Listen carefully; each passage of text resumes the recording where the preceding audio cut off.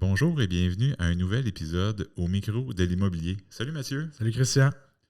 Aujourd'hui, on a eu le plaisir de recevoir de nouveau Marie-Hélène Morin de la Banque nationale Oui, qui nous a parlé des prêts rénaux. oui. Donc c'est très intéressant comme épisode. Elle va aborder là, de A à Z les petites particularités là, du prêt réno, puis les avantages et les inconvénients, puis les délais là, dans lesquels demander tous ces prêts-là. Donc c'est très intéressant. On vous souhaite une bonne écoute. Oui, bonne écoute.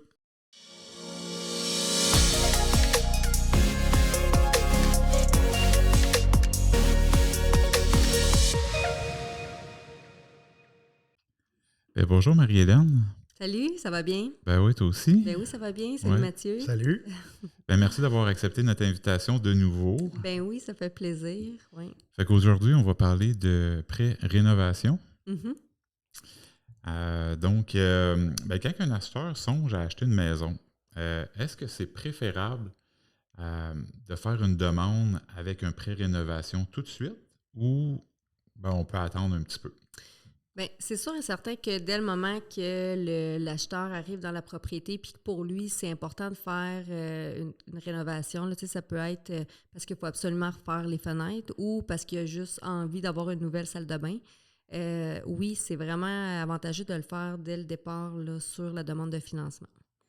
OK. Puis est-ce que vous accordez le prêt pour la rénovation, mais souvent les gens vont vouloir habiter la maison un peu puis s'assurer que c'est vraiment ça qu'ils veulent faire comme travaux. Oui. Y a-tu un délai maximum pour dire, on peut profiter de ces sous-là pour rénover la maison, puis après ça, si on n'a rien fait, on perd un peu ce droit-là là, de...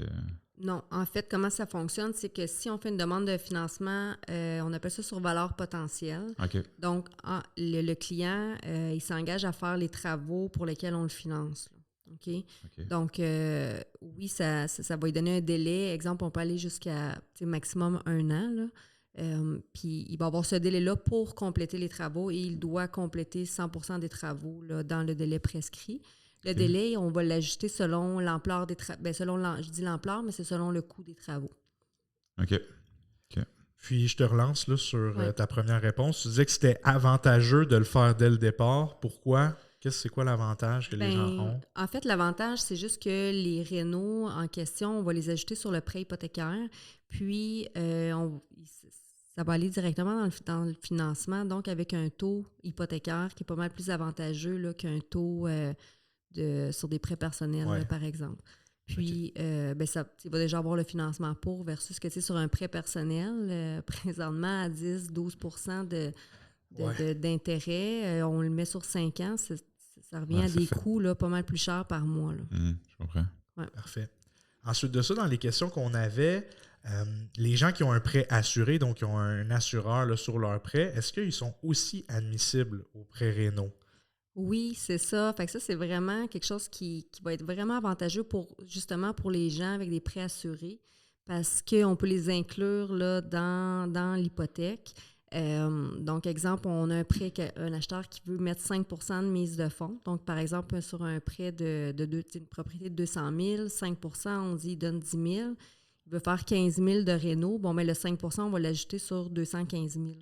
Puis si, par exemple, finalement, il ne fait pas d'achat réno, mais pour lui, c'était vraiment important de refaire la cuisine, par exemple. Après, il ne pourra pas la refaire, la cuisine, parce que les banques, on peut financer que jusqu'à 80% de la valeur de la maison. Donc, soit que par toutes les chances du monde, la valeur augmente beaucoup, ou sinon, il va devoir attendre d'avoir payé assez d'hypothèques pour accumuler plus de 20% d'équité, parce que là, on n'est pas à 20%. Là, il va falloir accumuler peut-être 25, 30%, tout dépendant de ce que le client veut faire. Là. Je comprends. Oui, fait que même au renouvellement de l'hypothèque, peut-être dans 5 ans, ça sera peut-être même pas assez là, pour exactement. jouer, C'est sûr qu'il va y avoir des travaux qui vont apporter vraiment une réelle valeur potentielle, comme par exemple une cuisine. Là, on sait que ça peut augmenter. Vous êtes bien placé pour le savoir. Là. Mais par exemple, si c'est la toiture qui doit être refaite, ça ne va pas augmenter la valeur réelle d'une maison, mais quand ça doit être fait, ça doit être fait. Fait que là, le client, il faut qu'il trouve un plan B s'il a passé par la SCHL pour financer ça. Fait que ça termine souvent en prêt personnel, puis ça leur coûte cher par mois. Là. Puis là, on ne l'a pas spécifié, là, mais Ouais. un prêt assuré, comme Marie-Hélène le disait, on peut mettre 5 %. En fait, c'est quand on va mettre moins de 20 % de comptant. Exactement. Parfait.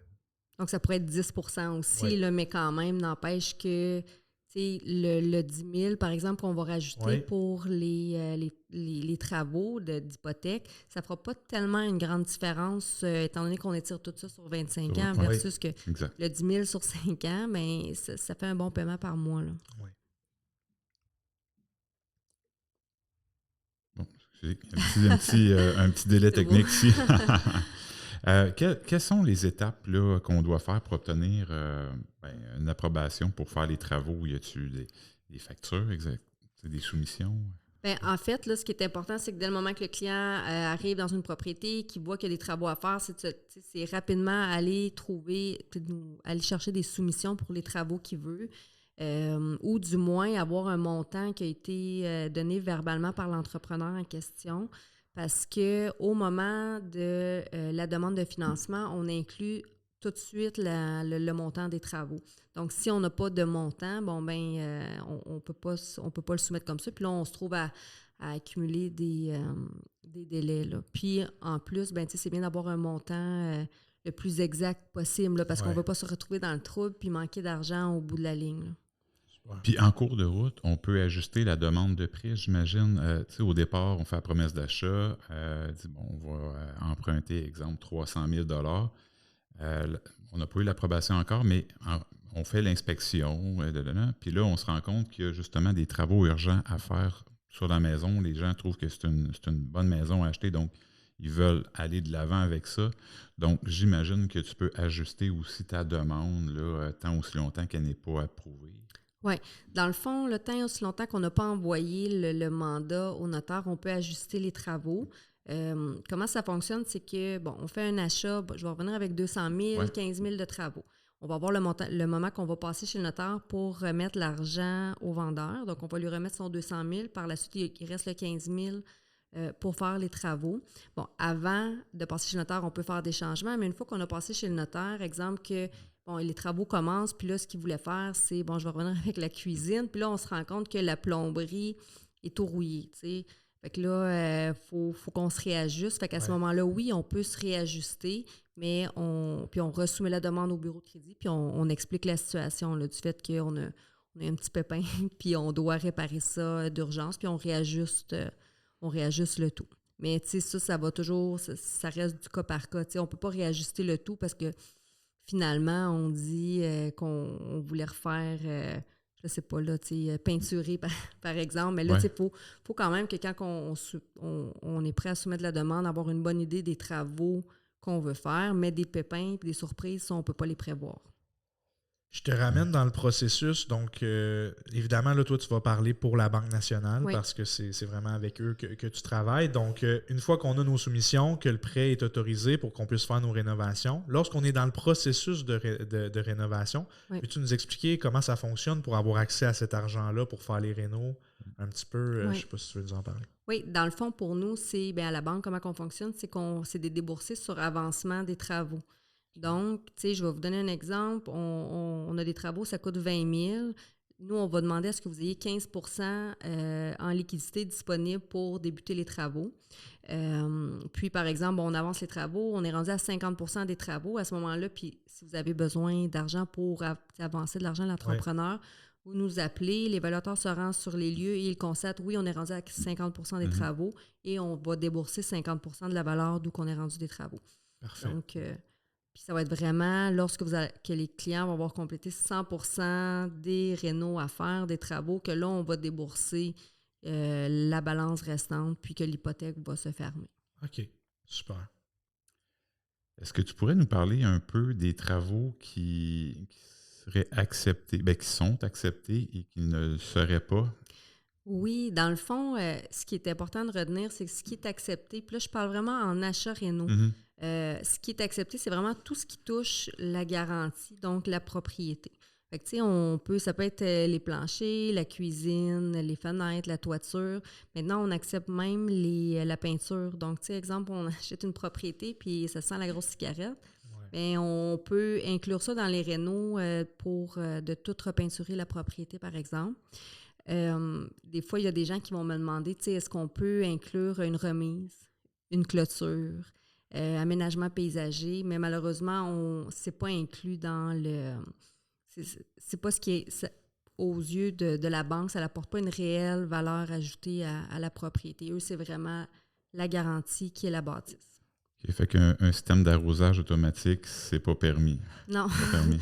C'est pas permis. Une piscine non plus. Bien, piscine hors terre, c'est pas permis. Piscine creusée, écoutez, ça serait à valider. Ben, vous êtes bien placé pour me le dire. Je ne sais pas si, quand on a une piscine creusée, ça doit apporter une valeur à la maison. Oui, ça apporte une valeur à la propriété.